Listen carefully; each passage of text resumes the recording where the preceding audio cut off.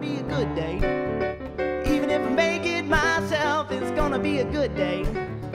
I don't need no one else, I'm gonna have a good day. Nothing wrong I could do, I'm gonna have a good day. Hope you have a good day too. Good morning, I'm Trish Pahanik and this is Cynopsis, your first early morning briefing. It's Tuesday, December 19th, 2006, and here is today's top story. VNU, the global parent of AC Nielsen and Nielsen Media Research, announced a new organization and leadership structure that will be implemented the first of the year. As part of that new structure, approximately 4,000 positions will be cut, representing nearly 10% of VNU's 42,000 worldwide employees. The job cuts will shrink overall costs by 10%. Now, the savings will be plowed into several new initiatives, such as the Nielsen Connect service, newly headed up by John Mandel, Nielsen's Anytime, Anywhere Media, which is designed to measure within the digital world, and AC Nielsen Loyalty, which concentrates on frequent shopper data.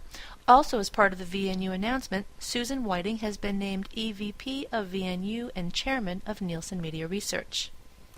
We have more good stuff coming up, but first this message from the Chicony S1000. And remember, if you had a promo or a commercial in this video, we'd all be watching your stuff right now. Tired of vacuums that say that they suck, but they don't? Try the new Chicony S1000, the suckiest vacuum around. Sucks on thick carpet. Sucks on area rugs.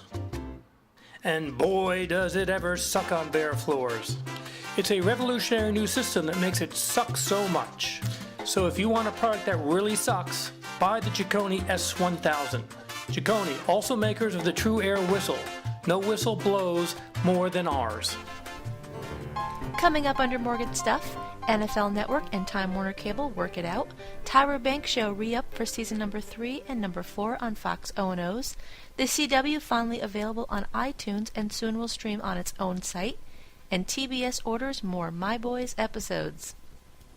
The Eagle has landed, or at least the NFL Network has landed on Time Warner Cable for a free view week. For the week of December 24th through the 30th, NFL Network will be carried on TWC's digital tier, which reaches 75% of the TWC full subscriber base. The free view week will include the Texas Bowl featuring local favorite Rutgers versus Kansas State on December 28th, as well as the Insight Bowl, Minnesota versus Texas Tech on the 29th.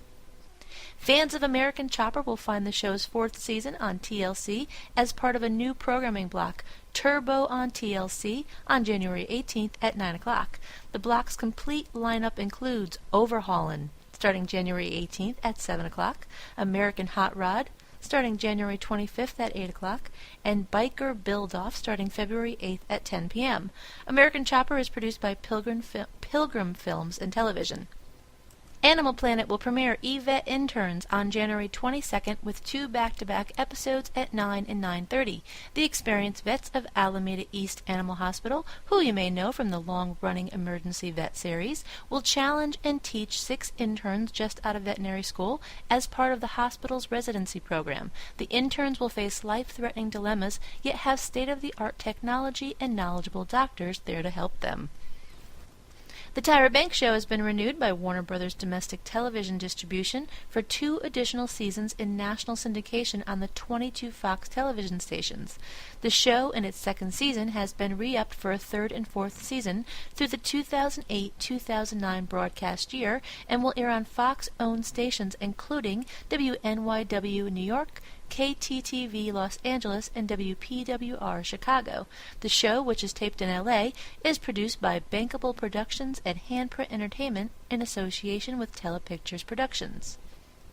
FX has picked up 4 theatrical titles from Warner Brothers Films: The Departed, The Wicker Man, V for Vendetta, and Terminator 3: Rise of the Machines. Terms include a 4-year deal, with the first of the 4 titles available within the year: Terminator 3, which is already airing on television, Vendetta in 2008, and the final 2 available in 2009.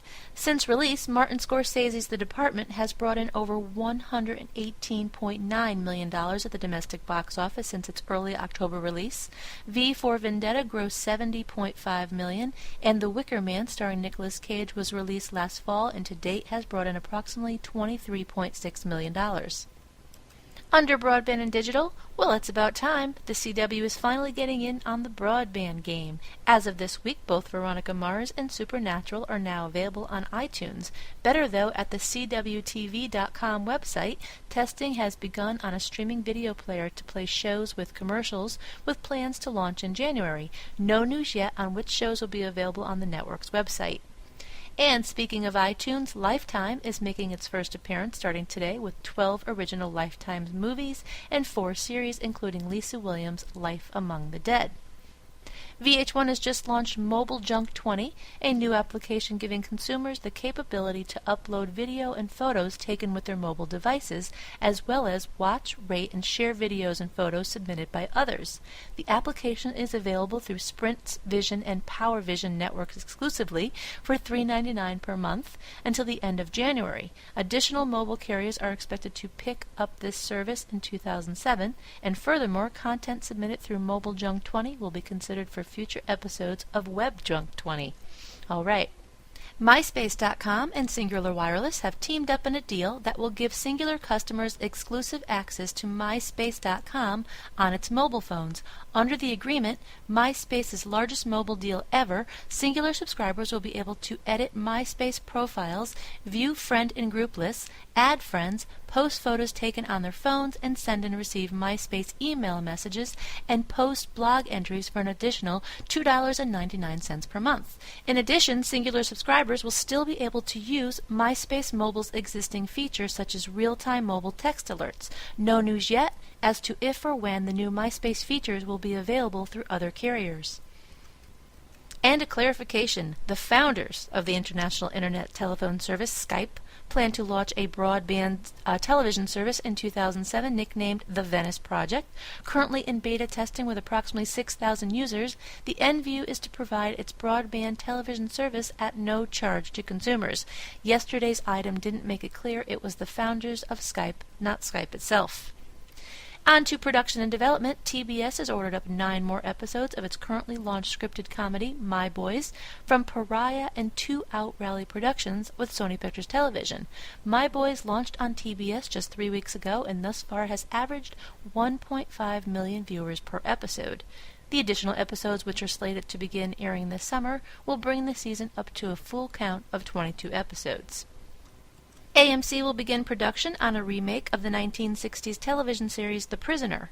The original starred Patrick McGoohan and ran for 2 seasons on CBS. The new edition will follow the original storyline of a secret agent who finds himself in the village where people are kept prisoner, referred to only by number, and large white spheres called Rover guard the prisoners. His aim is to escape naturally while trying to determine what the village is all about and who the devil is number 1.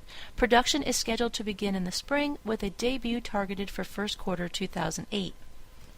And last but finally not least, ABC has ordered up a pilot of Football Wives based on the UK series Footballers' Wives, which focuses on the UK football game of soccer. The original airs on BBC America. Football Wives is about the significant life change of women who marry NFL Pro Bowl players. Jumping into the rating summary for Sunday night, according to Live Plus Same Day ratings from Nielsen Media Research, CBS ousted the competition Sunday night with a 4.712, adult 18 to 49. Fox beat the other nets at 7, with the NFL overrun and the OT averaging a 4.914. Then, during the remaining 3 hours of primetime, CBS persevered and won each hour. At 8 o'clock, the 2-hour Survivor Cook Islands finale delivered a 5.213, and at 9 o'clock, a 6.114. Then at 10 o'clock, CBS Survivor Reunion was first with a 5.113. And winding it down with today's myth, 9 months after the Great Blackout of 1965, the birth rate in New York City increased dramatically. False. Despite initial reports of New York City's hospitals seeing a dramatic increase in the number of births 9 months after the 1965 blackout, later analysis showed the birth rate during that period to be well within the norm. And that's going to wrap it up for today. Be sure to check your email for the full printed version of today's synopsis with new executive moves and more on ratings, a few new classified ads, and a few other bits and pieces that didn't make it into this podcast. And don't miss tonight's primetime broadcast lineup. The music in Cynopsis was composed and performed by David Stango.